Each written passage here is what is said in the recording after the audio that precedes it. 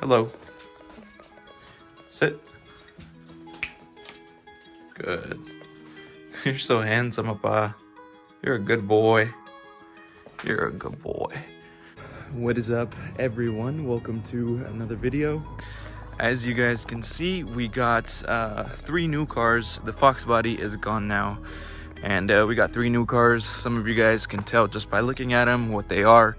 But this is my C5 Z06, my V1 CTSV, and finally my LS3 Camaro SS. Let me give the cars a quick wash, and then I will go into more detail on what's done to the cars, what modifications they got.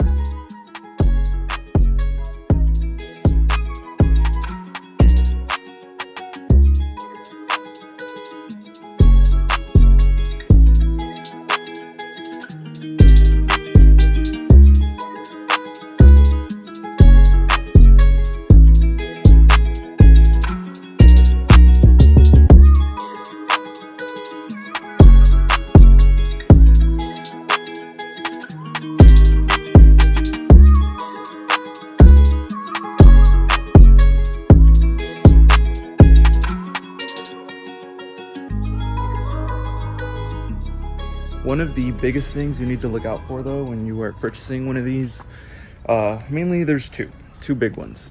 First is the motor mounts. For whatever reason this year, this generation CTSV and base CTSs too have motor mount issues. People say it's because the headers run really close to them. They are rubber mounts and they are filled with some kind of hydraulic fluid or some kind of jelly inside. But basically what happens is that they get really hot because of being so close to the exhaust, and they deteriorate over time. How true that is, I don't know. In my opinion, I think it's more so the size of the mount. The mount is really big and tall, and you have a motor that makes pretty decent power. If you had a shorter mount, it would be stronger and it wouldn't flex as much. Think of it as like a shorter and longer ratchet. If you have a bigger one, you have more leverage. Or like breaking a stick, right? If you want to break a stick in half, it's easier to break a long one than it is a short one. So motor mounts go bad on these cars, really common. Everyone is scared to do it. It's really not that bad. It's not that difficult to get these done, especially if you go ahead and remove the headers. I did. My car had long tubes. I removed the headers, and it took longer to get the exhaust in and out of the car and the spark plugs in and out of the car than it did actually swapping the motor mounts. Another big one is the rear end bushings on this car. There is 3 of them. I will throw a picture of what the stock rear axle looks like. So instead of having 4 points of contact to the chassis, there are 3, and they are not very big or braced. And so imagine it's basically like a table with 3 legs, right? There's a really good detailed explanation video. Maybe I'll link it. Somebody explained in depth why these fail, but essentially you've got to think about it as a table with 3 legs. When you push down on one side, it's gonna fall, versus it having 4 legs. It's gonna be a lot stronger and it's gonna be harder to tip that table over. Also, the shifter in these cars is not that good. It is in gear right now, and it has so much play. So this shifter is not a top-mounted shifter. It's not on a base on top of the transmission. It's a linkage system. And for whatever reason, the coupler that ties the linkage rod to the transmission itself came really loose from the factory, and so you have a bunch of play. This car has polyurethane shifter bushings, and it helped a lot. It also has a short shifter, so it does help it be a little bit more notchy. But at the end of the day, it is still super loose and vague, especially when you're driving. Getting into 5th and 6th gear way over here is a little bit weird. With pretty much the biggest cons out of the way though, it is a really fun car. The suspension is one of the best riding suspensions that I've felt on any car. It is super smooth, it is soft, it handles really well. Despite it being a 4-door car, there isn't a whole lot of body roll, and the car makes good power. A lot of people use these for sideshows and sliding them and whatnot. It's mainly because of that. It is a V8 car. If you are in the market for one of these, consider looking at one of these. So this is an 02 C5 Z06, and these trade hands for anywhere between 17 and 25,000. these have a wider range because of condition. There are lots of low mile examples for sale. I'm talking under 60,000 miles. Those cars go for about 25. This one I paid 18 for, and this car has 114,000 miles, but it's still in pretty good shape.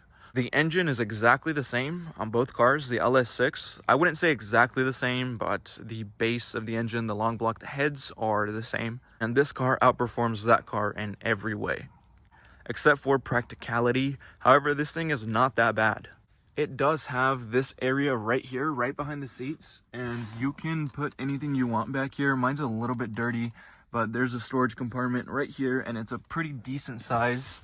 And the trunk of the car is actually pretty big as well.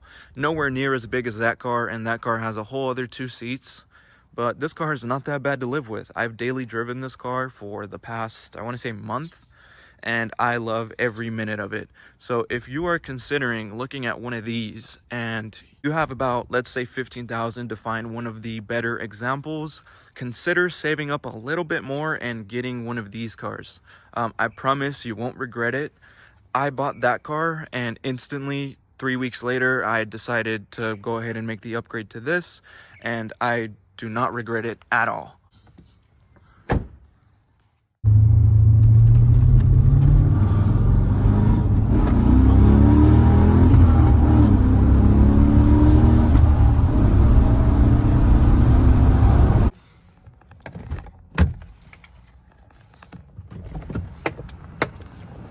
It has a lot of lighting.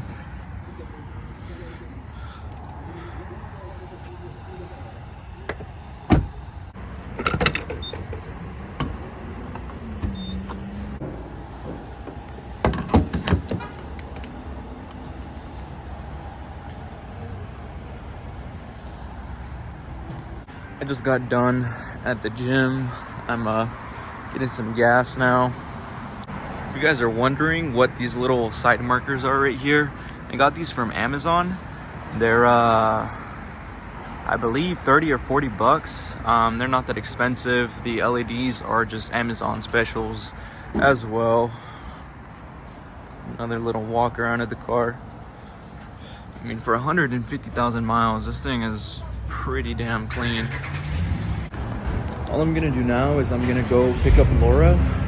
We're gonna make some food and just chill, but maybe we'll take the car around the block and show you guys what it's like to drive. You help me record? Are you down to like hold the camera? Yeah, that's fine. You sleepy? Yeah, I'm ready for a nap. Okay. Well, we'll just go around the block real quick and then we'll come back and make some food. Okay. Hold it macizo, eh? Yeah.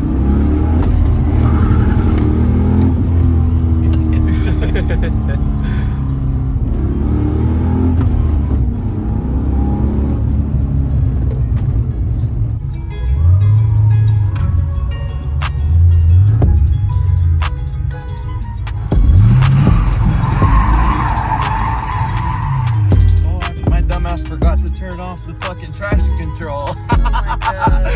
I was like, why the hell is it fighting?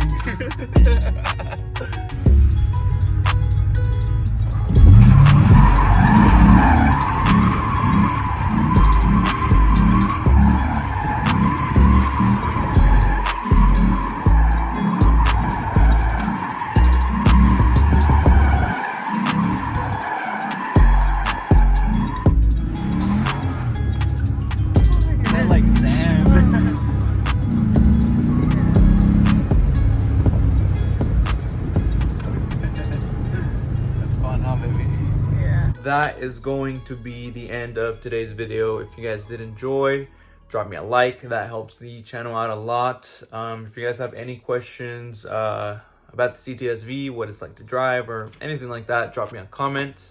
It has been a while since I've uploaded, so it doesn't really feel natural to me. I had some stuff going on, some really severe health issues, but I don't really want to get into it. But I'm back to making more videos, so stay tuned for the next one. Thank you guys, and I will catch you guys in the next one.